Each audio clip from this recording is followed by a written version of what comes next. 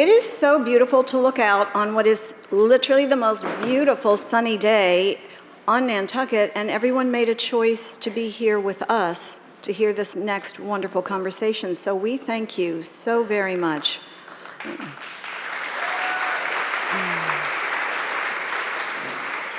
I also really want to add that so many of us work so hard to create this festival and to keep it free for all. And we're probably one of the only events on Nantucket that is actually free. That does take money, so we're very grateful for every donation that has come in. But we want to particularly thank our most generous donors: Richie Battle, Randy and Lisa Cohn, Ellen and Lidwood Dame, Elizabeth Galvin, Adam and Ramona Nee, Nancy Seaman and Alan Schwartz, Beth Wilkinson and David Gregory, and our top sponsors, the White Elephant and the Boston Globe. And that is Linda Henry, so thank you.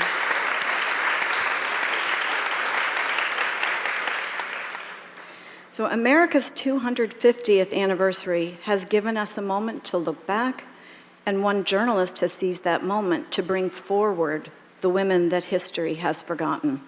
Norah O'Donnell, award-winning senior correspondent for CBS News and contributing correspondent for 60 Minutes, has turned her celebrated investigative eye toward the women whose courage, conviction, and sacrifice shaped this nation's founding ideals. Her New York Times best-selling book, We the Women, is a powerful reckoning, the untold stories of the women who lived by the principles of the Declaration of Independence and fought for freedom and equality long before the world was ready to listen. Joining her in conversation is a force in American media in her own right. As CEO and co-owner of Boston Globe Media Partners, Linda Henry has guided one of the great institutions of American journalism into a thriving modern media company. And as a 4-time Emmy Award-winning television producer, she brings a rare depth of insight to the art of storytelling across platforms. Together, they invite us to reconsider what we think we know about who built this country. Please welcome Norah O'Donnell and Linda Henry.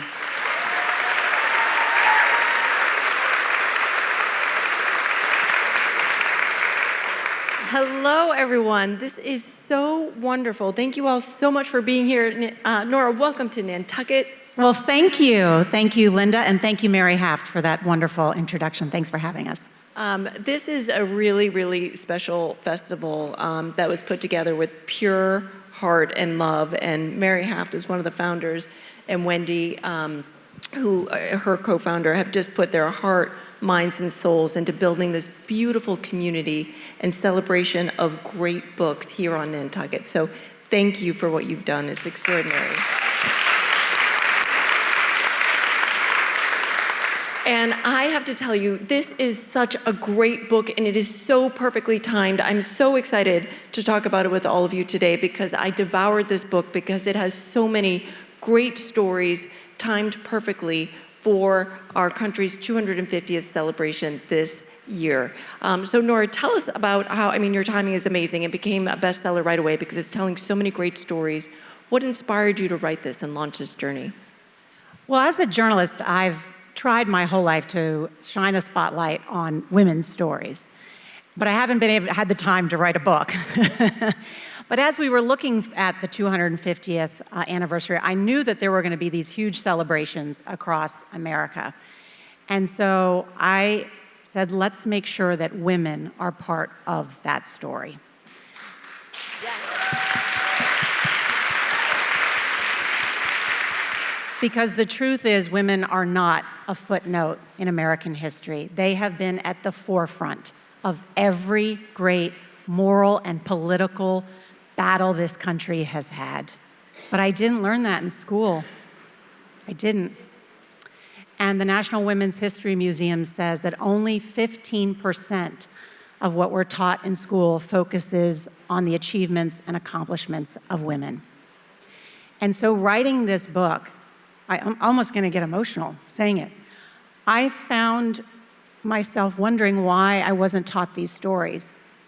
And I also wondered whether my own sense of self, my own sense of courage, the own power of my voice would have been different if I had learned about these women that are in the pages of this book. And so it has unlocked something in me. I'm not gonna go crazy, my voice is still developing, but it has unlocked something in me, and I hope it does in all of you as you read this book. That's great. And the way that it's organized is also, I keep coming back, when I think of you, I just think of the word elegant. And the book is so elegantly arranged in 50-year segments. And so I'm going to walk through sort of the high level of those 50 years with you. So part one, the first 50 years, you say women behind America's fight for independence. And you will not be surprised to know that a lot of these women were in Massachusetts. So let's talk about some of the standouts from those first 50 years. I don't know if you want to, Mary Catherine Goddard is a great one. So we are celebrating on July 4th the Declaration of Independence, right? What an incredible document that sparked the American Revolution, that all men are created equal with certain inalienable rights of life, liberty, and the pursuit of happiness. What an incredible document. And as I mentioned, that phrase, that all men are created equal, was at the heart of every great struggle, whether it was the abolitionist movement, the suffrage movement, the civil rights movement. Americans kept going back to that and saying, we're not living up to the ideals that are in the Declaration of Independence. And so what I discovered in writing this book is there's a woman's name on the Declaration of Independence. In 1777, when the British troops were moving in on Philadelphia, the Continental Congress moved to Baltimore. And the founders said, we need an official printing of the Declaration of Independence with all 56 male signatories and to send it out to the 13 colonies. So who did they turn to print it? A woman. It just so happened that Mary Catherine Goddard was the printer in Baltimore. In fact, she had been appointed the first female postmaster by Benjamin Franklin. So not only did she have a printing company, she was also the postmaster that delivered all of the mail. And so there, in what is now called the Goddard Broadside, after Mary Catherine Goddard, there under John Hancock's big signature, it says, printed by Mary Catherine Goddard. And she used her whole name instead of MK. And this is the most, that's right. She was also the publisher of the Maryland paper. You can imagine at the time, in 1777, a woman would not put her name on a document. So it said published by M.K. Goddard. But on the Declaration of Independence, she put her whole name. And even though her story has been buried, really, in history, there are no pictures or sketches of what she looked like, I think she wanted us all to remember who she was, Mary Catherine Goddard, a founding mother of America. I love that story, but she didn't have a good, she did a lot, but it wasn't really paid forward because she wasn't able to keep her job. That's right. So even though she served as postmaster for 14 years, in 1789, she was actually replaced by a man, and that is because it was said that it's too much travel for a woman to deliver the mail. And she wrote directly to President George Washington asking for her job back. More than 200 Marylanders, including the governor, signed a petition on her behalf. But in the letter, which does exist in the Library of Congress today, she talks about the extraordinary act of oppression against her. And historians say that is probably the first time in American history that a woman talks about oppression, which of course is echoed to this day in the fight for equal pay and many other things. And that's why, to me, she's just one of these incredible women in history that I think we all should have learned about in first grade. I agree. Mercy Otis Warren was born in Barnstable, Massachusetts, very close to here. Oh my gosh. We all know Abigail Adams, right? Of course. Love Abigail Adams, who, when her husband, John Adams, was writing the Constitution, she wrote him a letter and said, remember the ladies. And he said, ha, what a joke. He wrote her back. He said that. Well, it turns out that John and Abigail Adams were a power couple, and their best friends were the Warrens. Mercy Otis Warren is the secret muse of the Bill of Rights. She was considered the leading intellectual of the Revolutionary period. I'd never heard of her. I'd never heard of her until I wrote this She book. was not in my history. No. She actually had a public spat with John Adams because, remember, he was a Federalist. She was an anti-Federalist. She said there's not enough focus on individual liberties in the Constitution. So she wrote prolifically about this in pamphleteers. Then John Adams and her had a falling out, and he said to her, history is not the province of ladies. But she kept going. And so I think about that here it is. We think about Madison when we think about the Bill of Rights, but really Mercy Otis Warren was the intellectual spark behind the concentration on individual liberties, and what an incredible, brilliant woman she was. And the fact that she was willing to take on the president publicly, and that he said, like, his only retort was to basically to say history is not the province of ladies is weak. And I think the lesson is many of the women in this book were not only patriots, they were revolutionaries. She was willing to give up her friendship with John Adams to speak out for what she believed was right, what she believed should be a focus in our country on individual liberties. As only a woman would do, it says the front row. Incredibly courageous, truly. There were a couple other women in this time. Phyllis Wheatley, who was a beautiful poet in Boston, right in the North End, and there's a statue to her right in Boston still, honoring her work. Elizabeth Freeman, the freedom seeker in Massachusetts, a former slave, and she ended slavery in Massachusetts. And then Deborah Sampson. Do you want to tell her story? She was from Massachusetts as well. A lot of great women, certainly in the beginning, from Massachusetts, yeah. Deborah Sampson is a reminder to us that even though women did not have the right to vote, did not have the right to go to school, did not have the right to own property, they were fighting for this country from the very beginning. And women have fought in every war in this country, even when they didn't have the right to do that. Deborah Sampson was from Massachusetts. She'd had a difficult upbringing. She wanted to fight in the Revolutionary War. So she dressed up as a man, and she fought in the war. And she was ultimately wounded by a musket ball and was discovered that she was a woman because they had to rip open. She had, of course, taped herself tight up top and was ultimately discovered. She ended up going on a speaking tour and actually making a lot of money telling her story, speaking publicly. But I love her story, and I think actually she would make a great like Paramount Plus or Netflix series back in that time about a revolutionary woman fighting for our country and the discovery of her and what she did. And again, the courageousness of these women wanting to be involved in all of the greatest things that this country represents, and in that time was the Revolutionary War. Deborah Sampson, it would be a great movie because not only was she discovered and kicked out, she re-enlisted. She just kept going back. She was just so passionate about fighting for America. So that's part one, where we go through the first 50 years. Part two, 1826 to 1876, risk takers and rule breakers, Seneca Falls and the Civil War. And we're smiling at each other because we're so excited to talk to you about Seneca Falls. So it was, and in this book, you actually produced, so why don't you give us some context on Seneca Falls, and then we'll get into the really exciting part. So everybody knows about the Seneca Falls Convention, right? Of course. And Linda texted me this morning and said, well, you know Lucretia Mott was born in Nantucket. And I said, I did not know that.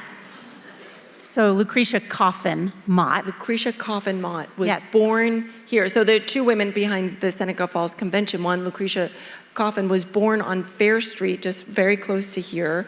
Her dad was Thomas Coffin. He was one of the whaling masters.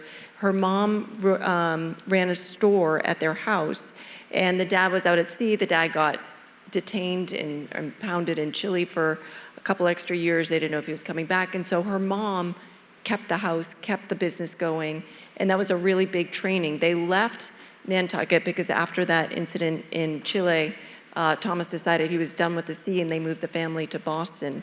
But it was there's a really great quote that she said. She continued to come back to Boston, to Nantucket, and speak frequently. And she convened, before the Seneca Falls Convention, she convened Black residents on Nantucket to organize and help them.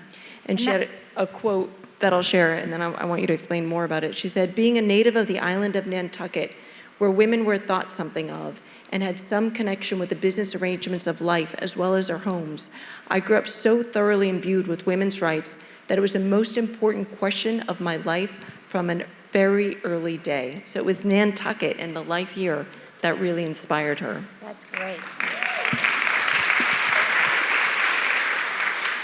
And Lucretia Mott and Elizabeth Cady Stanton become friends in London in 1840.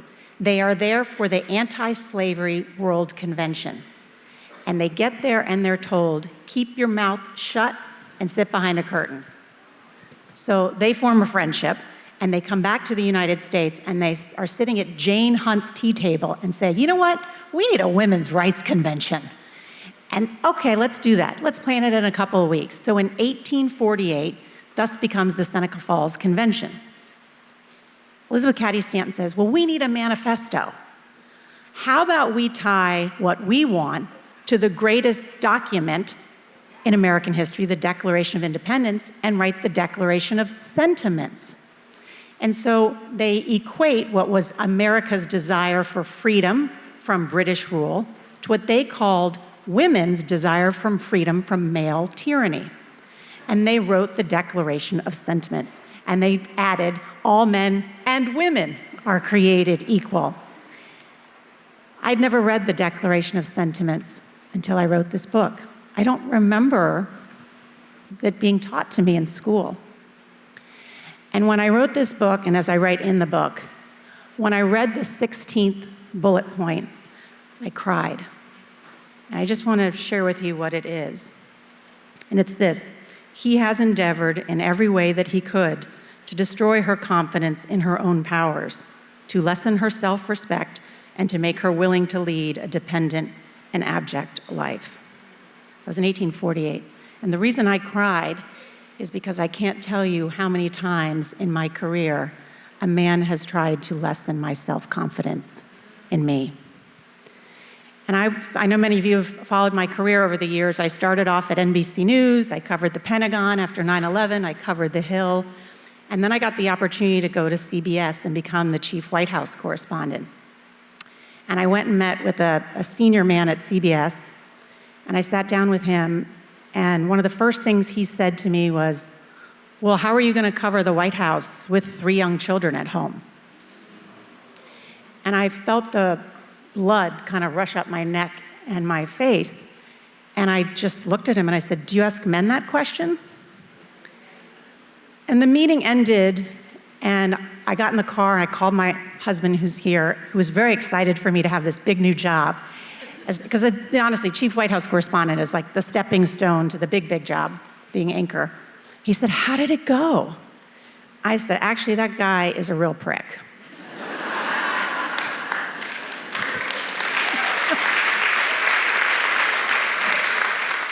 But had I let him destroy my self-confidence, I would never have sat in the same chair as Walter Cronkite, and I would not be who I am today.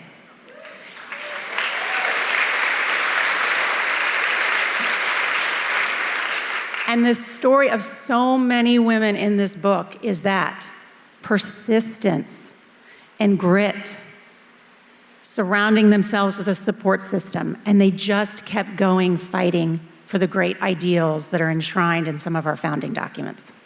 And in this book, which is another reason why you're going to be so excited to give this book to so many different people in your life, is because you print the sentiments in there. And so going through and reading them and realizing how prescient these women were is just remarkable. And thank you for sharing your story.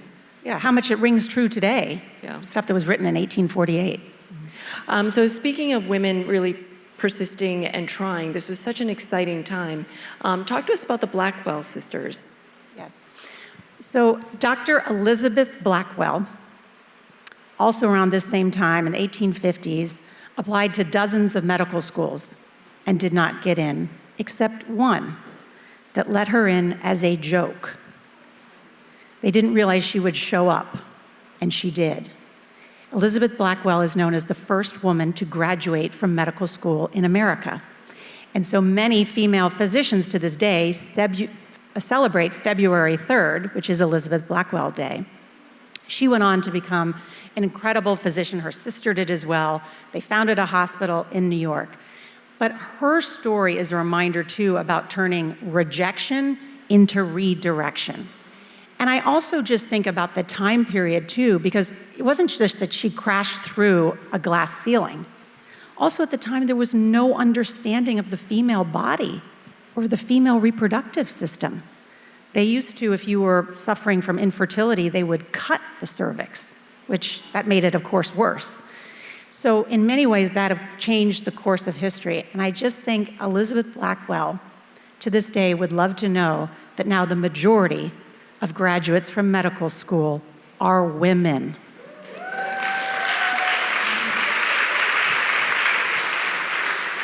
And this is by no means to draw any distinctions on an individual level, but there is data today that suggests that if you are hospitalized, you are less likely to die, and you are much likely to have a better outcome if you are treated by a female physician or a female surgeon.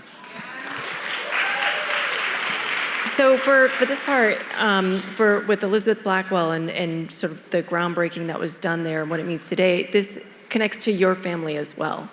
It does. I'm the only one in my family without a science degree. I'm from a family of doctors. And so, this has been a passion of mine. And we know that so many women, of course, before they were doctors, nurses are the greatest women in the world. All of our caregivers and nurses are the greatest. I always say, if I were a billionaire, I would fund a nursing school for free that you could go to, because nurses are just the absolute greatest men and women in the world that take care of all of us. But one of the stories that inspired me in terms of from my own family is the story of Dr. Mary Edwards Walker. So this takes us in that same period, which is the Civil War period. And Dr. Mary Edwards Walker happened to be one of the first women to graduate from medical school as well. The Civil War is raging, and she says, I want to go out and help. I said, well, you can't, you're a woman. And she says, well, I'm going to go anyway. She's there at Bull Run and Fredericksburg, which were some of the bloodiest battles of the Civil War. She gets captured behind enemy lines, prisoner of war, in Richmond, Virginia. She is ultimately freed, and because of her efforts, she is awarded the Medal of Honor. Now, the Medal of Honor, I'm sure you've all have seen it. The president awards it. It's that blue, beautiful ribbon with the giant medal. It is the highest commendation in combat. There have been more than 3,500 Americans who have received that award. To this day, Dr. Mary Edwards Walker is the only woman in American history. And then they tried to take it away from her because technically she wasn't a member of the military. Women were not allowed to be part of that. Well, she refused to give it back, and she wore it every day until the day she died. Go, you're queen!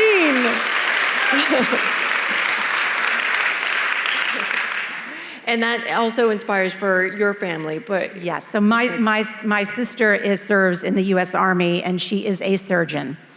And so I'm so proud of anybody here, and certainly our family members that serve our country. It means so much to me, and I have family members who serve. And it was my sister who told me the story of Dr. Mary Edwards Walker. And she's a great read in this book. There's stuff I didn't even get into just in these couple words that I love her. Again, should be a movie. She's great.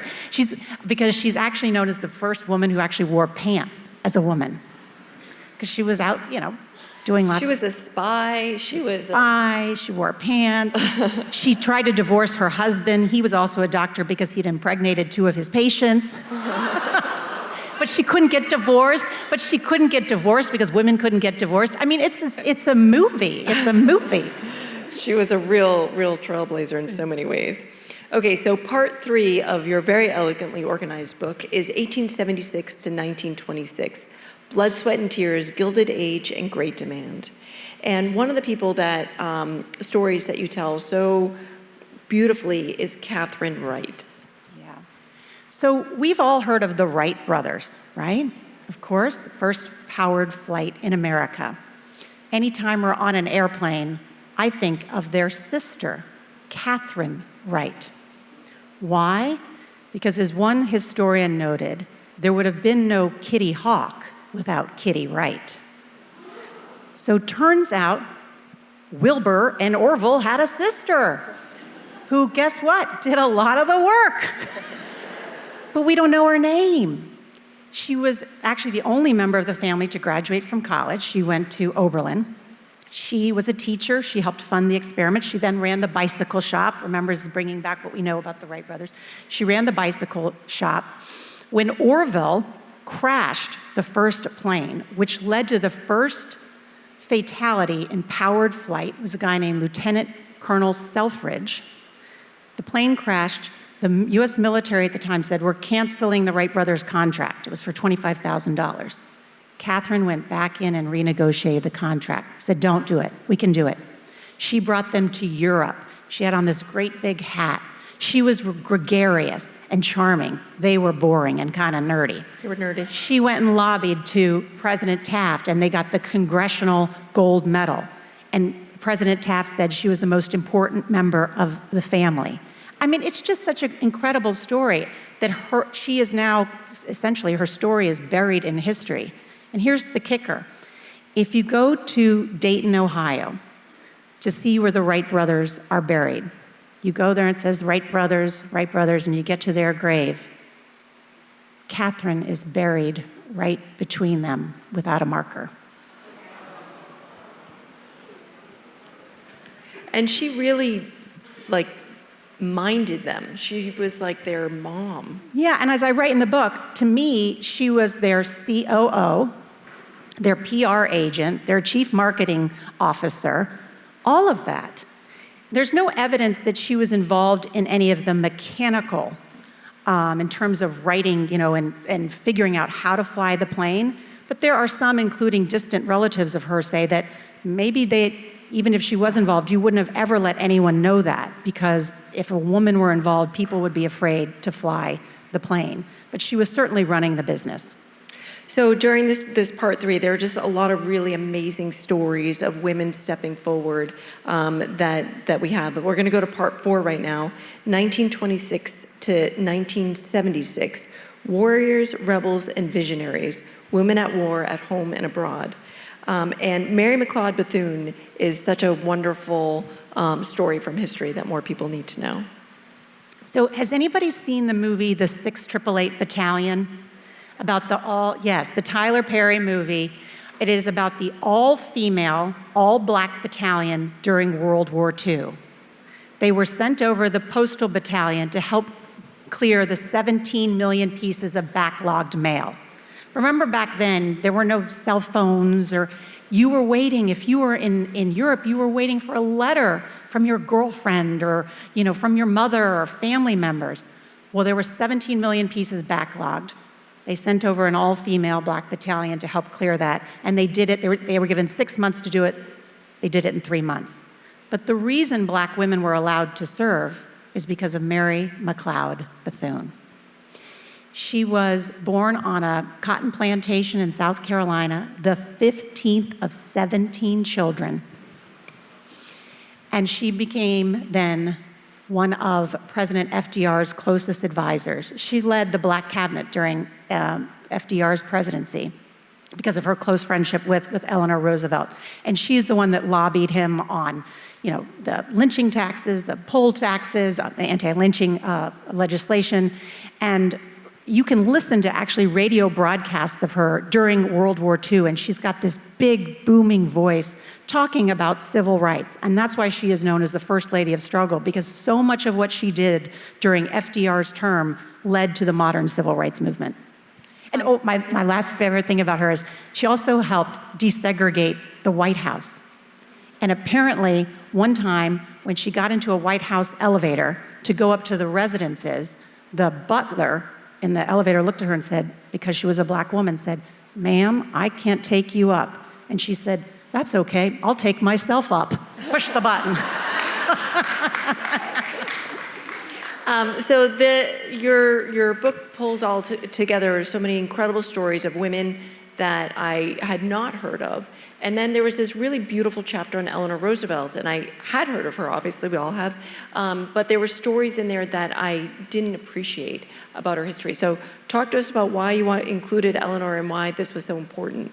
Yeah, the book is called The Hidden Heroes, who shaped America, but I could not write about the most important women in American history without including Eleanor Roosevelt.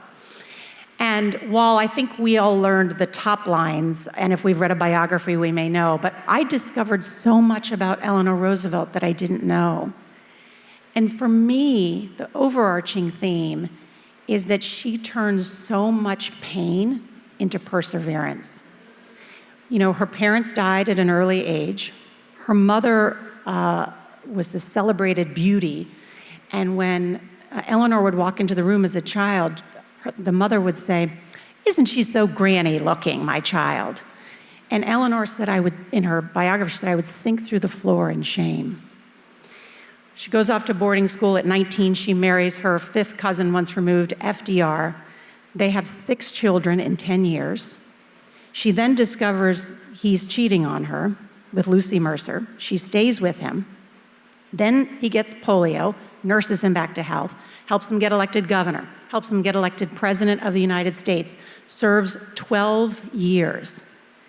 So we kind of know the contours of that story, right? But I tell a story in the book where in the middle of World War II in 1943, she embarks on a 5-week tour to visit our troops in the Pacific. She visited 400,000 troops. She lost 30 pounds on the trip. Her Secret Service codename was Rover. She wore out the soles of her shoes. To me, she was like a shadow commander-in-chief. The troops that she visited called her their American mother. I never heard this story, and I write in the book, I wonder about not only my own sense, but what about every girl in America?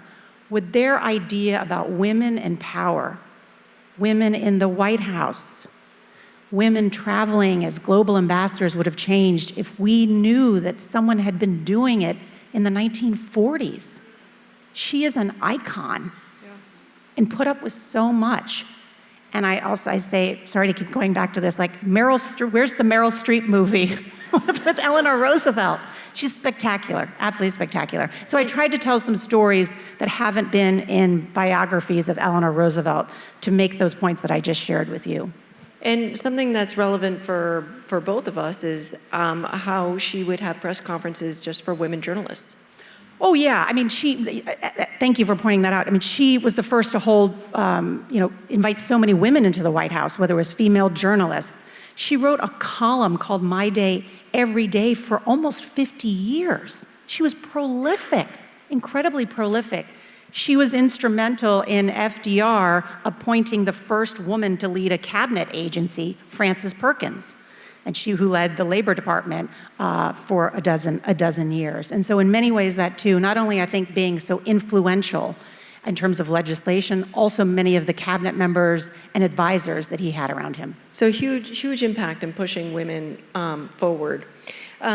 For part 5, 1776 today, it also coincides with your lifetime, and it's women's progress in America. And you switched to another format because there was so much that happened in this more recent history, a lot of which we know. This is one of those things that deciding who to include in this book was difficult. And then I wrote about several women the way I did in the first 4 chapters for the last 50 years, and then I just said, we can't do that, because you can't write about Sandra Day O'Connor and not write about Ketanji Brown Jackson and the 6 women who have served as Supreme Court justices. There are actually just too many great women actually in the last 50 years of American history. So chapter 5 is called My Lifetime. I'm actually 52 years old. And so I talked about more thematic things, women in the military, women being able to serve in combat. I had the last interview with the last 4 stars in both the Navy, the Air Force, and the Army. I write about that in the book, and women's advancement in the military. Today, there are no female 4 stars left, and I think as we've read in most of the reporting, many of the women are being blocked from advancement now at the Department of War. I write thematically about women in culture. Optimistic about that, because biggest selling movie in 2023 was Barbie. Greta Gerwig, which is, of course, where America Ferrera gives that speech. It is literally impossible to be a woman. I write about Taylor Swift. I also write about wealth. We're about to have the greatest wealth transfer in American history, $43 trillion, where women will be the primary beneficiaries of that. And then I also talk about in the last chapter the 1970s, because I was born in 1974, and the 1970s were a legal turning point for women. Ruth Bader Ginsburg argued 6 cases before the Supreme Court. She won 5 of them. Because of her, sex discrimination was declared illegal. You talk about what happened in Congress, from Pat Schroeder and Patsy Mink, the mother of Title IX. 1974, the year I was born, was the Equal Credit Opportunity Act, where we no longer needed our husband to open up a bank account or a credit card or a mortgage. And so that's all in the last, I think, chapter of this about how much has changed in my own lifetime, which reminds me about just how hopeful I am about what will happen in the next 50 years. It really is an extraordinary perspective. And again, I'm just so excited for all of you to dive into these stories that Norah put together in such an elegant and really readable way. It's a gift to all of us, and it's a gift to the women that she covers. So talking about your lifetime, I want to switch gears and talk a little bit about you today. CBS News has been in the news quite a lot lately, and coming from a... Here we go. Coming from a news organization. If anybody was nodding off, they're not now. We like to report the news, not be the news. And you are not responsible for what management does. You're not responsible for the decisions. So you're not here to explain that. But I think we'd all like to understand what's your experience been in an organization that's going through a lot of change. No, thank you for the question. Look, this is an extraordinarily difficult time for journalists and journalism. And I so appreciate so many of the comments that many of you have made to me as I've met you along the way, and the offers of support for the kind of journalism that I do and many of my colleagues do. And it's been difficult, but I can speak to my own work. And I personally have not felt any corporate pressure. I have done the last 2 big interviews with President Trump for 60 Minutes. And I think if you saw those interviews, you would note that I didn't pull any punches. I was tough in my questions, and I was respectful, as any journalist should be, of the subject, of the person that they are interviewing. So what I do fundamentally hope is that much of the focus can get back to less of the swirl of what's happening in my company and more of just the work that's been done. Because the truth is, 60 Minutes, we had an incredible season this past season. Our ratings were up 9%. The journalism was tough. It was fair. And it's the highest rated program in America. And I know I grew up watching it. So many of us spend our Sunday nights watching it. And it is my understanding, and it is the promise that has been made to those of us that contribute to that show, is that will not change in season 59 next year. And I think what you've seen is, if it does, you will hear from journalists. I can attest to that quickly.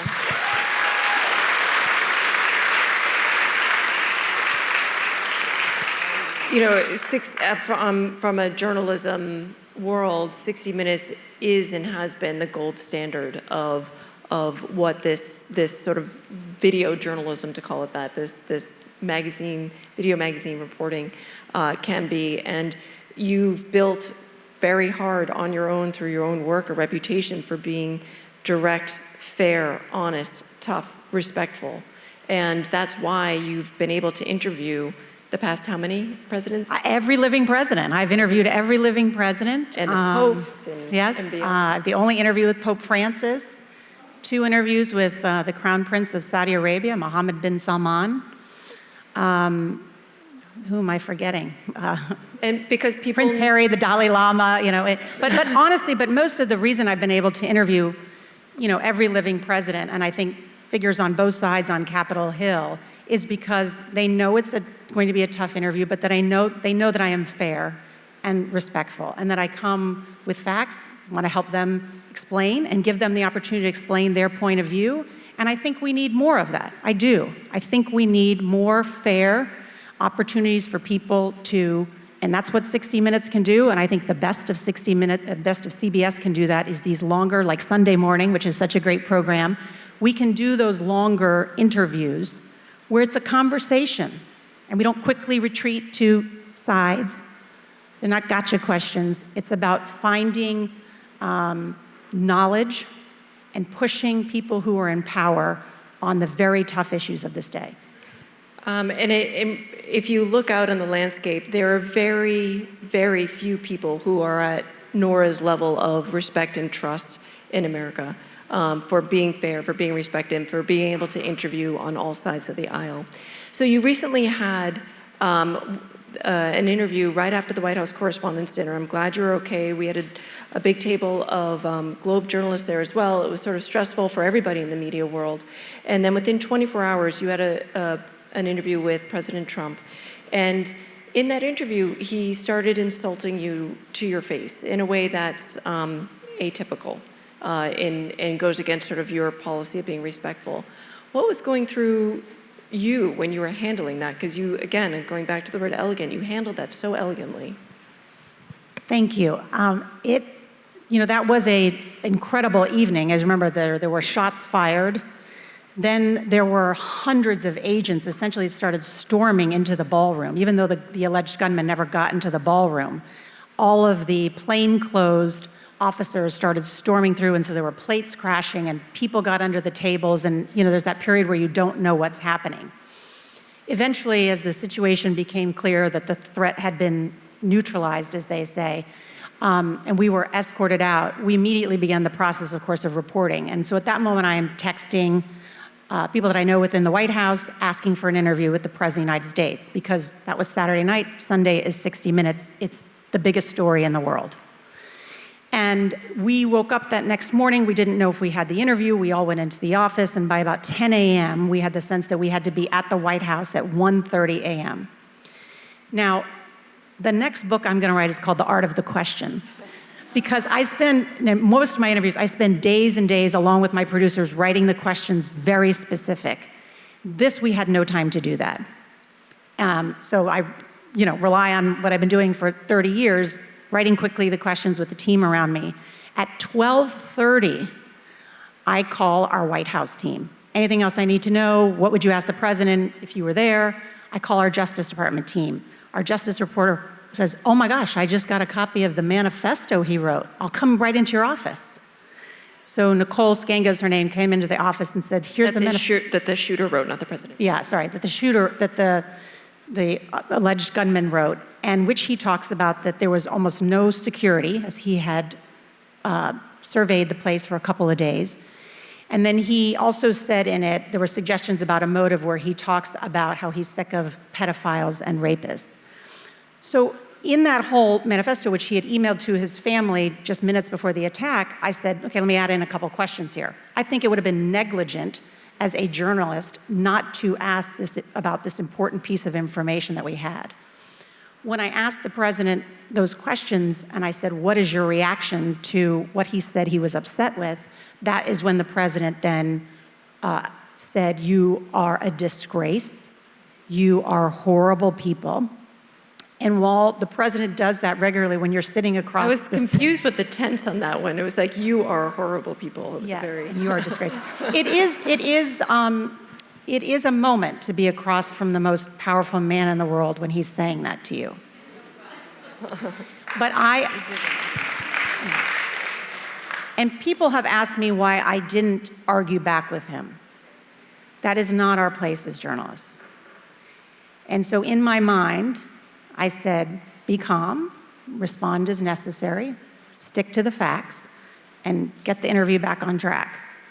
And so I did say to him then, do you think he was talking about you? But I remained calm, remained very calm.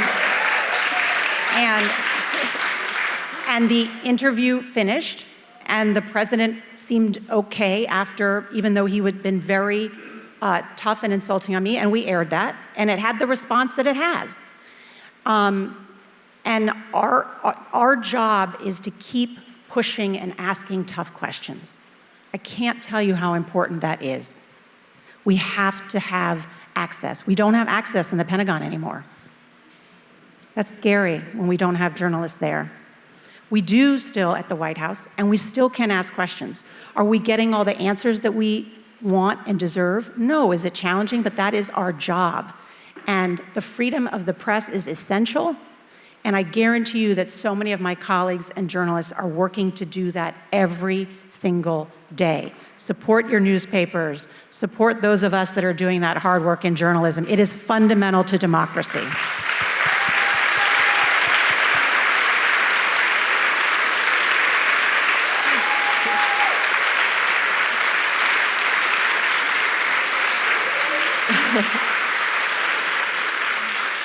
That is so well said, and I was here last year with Bob Woodward, and I said one of the greatest things that you can do to support democracy is to subscribe to your local paper wherever you are, and that was captured really beautifully, so thank you so much. So speaking of tough questions, we're reaching the end of our thing, and so I'm going to do some lightning round questions.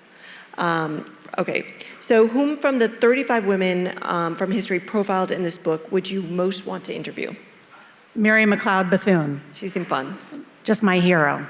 I honestly should have been the first, black female president in America. I just love her, absolutely love her. That's great.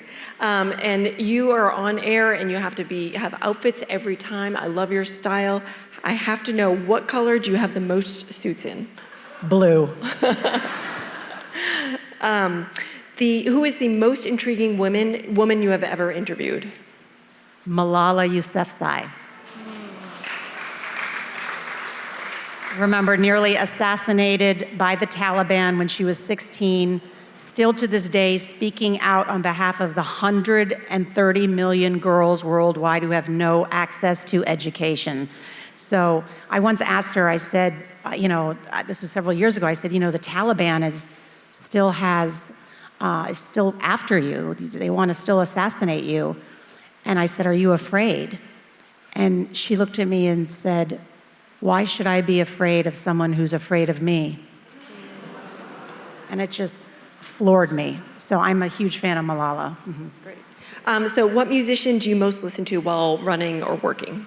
Taylor Swift. Who is the man you most want to interview, your Moby Dick? Kim Jong-un of North Korea. That would be fascinating. Who is the woman you most want to interview that you have not yet? Taylor Swift. Same. It's literally the impossible interview to get. Let me know if any of you have connections. Oh. We're just happy she's not getting married on Nantucket. What do you predict will come first? A woman solo anchoring the evening news again, or a female American president? That's true. There are no women in the evening news. Anchoring the evening news. I hope they both happen at the same time. I'll just leave it at that. But I do think the next election, there's going to be a large number of women, or a significant number of women on both sides running for president of the United States. If people could recommend just one chapter of this book to their daughter or granddaughter who doesn't have the attention span to read all 35, which one do you hope they read? I think the one on Eleanor Roosevelt would be the most accessible to read for a young reader. But I also encourage everyone to read about the Grimke sisters, who were the first Southern white women to become abolitionists. So they were great. It's a great story. So who inspired you to go into journalism? My parents, my father who served and always loved journalists and journalism and the power of knowledge and information. But also, I grew up watching Barbara Walters and thought, who is this woman who gets to interview the most powerful people in the world? And I wanted to be Barbara Walters. And you made it happen. That's so cool. Okay, so I know Fisher Island is closer to where you live and your family goes there, and you also can grow great hydrangeas there. But in what ways is Nantucket better?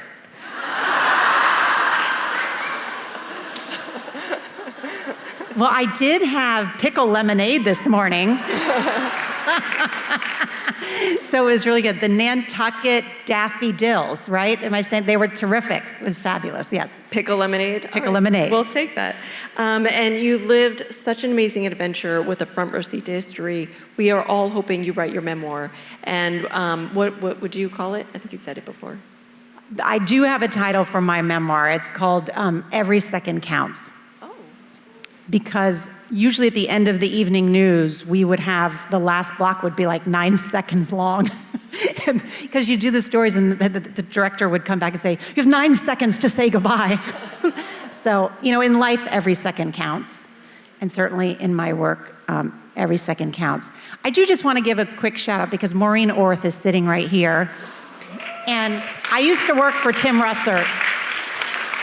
And part of the reason I am who I am to this day is the great Tim Russert, who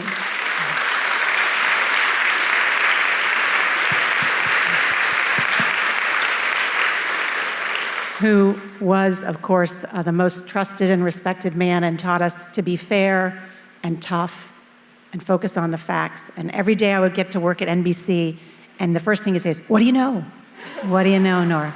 And he's also, in the beginning of my career, just to contrast, and we'll end on this, I had twins, and then 4 months later, I was pregnant again. And I was embarrassed. My husband's going like this in the front row. And I was embarrassed to tell people at work that I was pregnant again because of work. And my husband kept saying, you have to go tell Tim. And I'm like, he's gonna think it's weird. And Jeff's like, he's not gonna think it's weird that you're pregnant. Women are pregnant all the time, Norah. So when I went in to tell Tim, he said to me, if I had ever had a daughter, I would have named her Riley. And so my daughter's name is Riley. And she's going to Dartmouth next year.